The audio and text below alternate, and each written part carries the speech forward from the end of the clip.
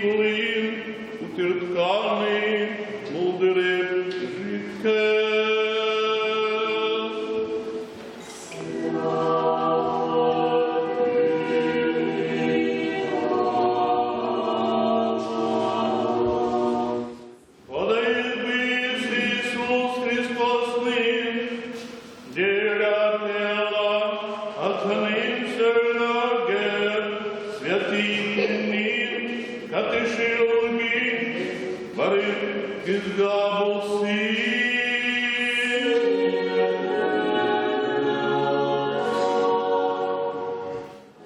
Biz Kazan'da yaşıyoruz şimdi aramızda.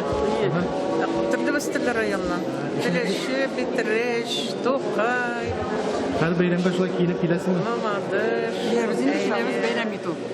Indi bayram sanırım. Petra и Паула. Yok. Bizning Çirkev İzgi kız Mariyaның Tikvin isimli şuşu isimge bağışlanıp açılgan bizning Çirkev şuşu bayramga bağışlanıp bugün kilev o'tkazildi. Metropolitin Tatarca süregen işittik mi? Yok işitmedim. Ama yine bitinde o beraber ayırım sözler gene aytıp biteli o tege iman kelip çıkmay beraber indi. Algata bayranır. Бигрәк тә инде безнең туган телебездә сөйләгәч, ул икеләтә дә безнең өчен рәхәт, аның өчен аның абруен күтәрә ул. Metropolit Феофана, бит. Әйе. Безнең Владыка Анастасия да татарча алып барадыр, Монда килеп службалары. Her bir şirkevning onun үзенең бәйрәме була. Безнең менә бу Казандагы Тихвин ширкәве дип атала. Һәм бүген Тихвин изге ана иконасының бәйрәме. Безнең Казан Тихвин ширкәвенең иң зур бәйрәме. Шуңа күрә менә бүген бәйрәмгә бөтен безнең Тирешеннәрнең республикадагы бөтен священниклары җыела. Бөтен актив килә. Һәм бөтен ышанучылар бүген бик зур бәйрәмгә җыелалар. Монда Владыка Феофанда килде.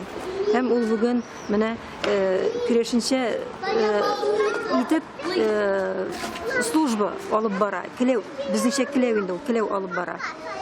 Бу аның монда беренче тапкыр килүе, бу безнең өчен бик мөһим. Аны монда бик көттеләр.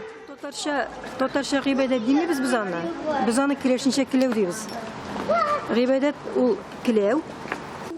Әйе, тырышты, әлбәттә. Менә моңа кадәр Владыка Анастасия ел сайын килеп, шушында үзебезчә укып, ул аны 25 ел гына өйрәнеп беткән иде. Шундый службалар уздыра иде. Менә аның менә безгә килеп, безне шулай хөрмәт итеп, шунда безнең керәшле священниклары белән бергә безнең өчен керәшенчә киләү ясавы, уздыруы безнең өчен бик зур дәрәҗә, бик зур хөрмәт, бик зур ихтирам.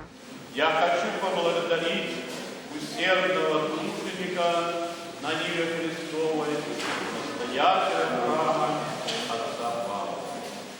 Многое благодаря вашим усилиям удалось сделать для христианского народа. Но, конечно же, как вы мне сказали в алтаре, не прошли бесследно 7 десятилетий безбожия, когда народ не мог на своем родном языке поисповедоваться, помолиться, не имел права. Ныне, слава Богу, как бы мы ни говорили, было бы усердие. Скажите мне, где невозможно пробить, чтобы строить храм? Будем добиваться, обещаю вам, и храмы будут. Но у меня вопрос, я не хочу вас никому обличать. Где мы? Престольный праздник. Кто нам мешает сегодня прийти в храм? Какая власть или еще кто? Бесы и леность наша? Sizni nechik yozyapsiz jurnalistlar? Kirashin to'tallari debmi, kirashinlar deb kinatmi? Hech cheksiz kirashinlarga deb yozarga kerak. Chunki tatar so'zi musulmon ma'nosida qabul etilgan kishi bilan. Fanda ul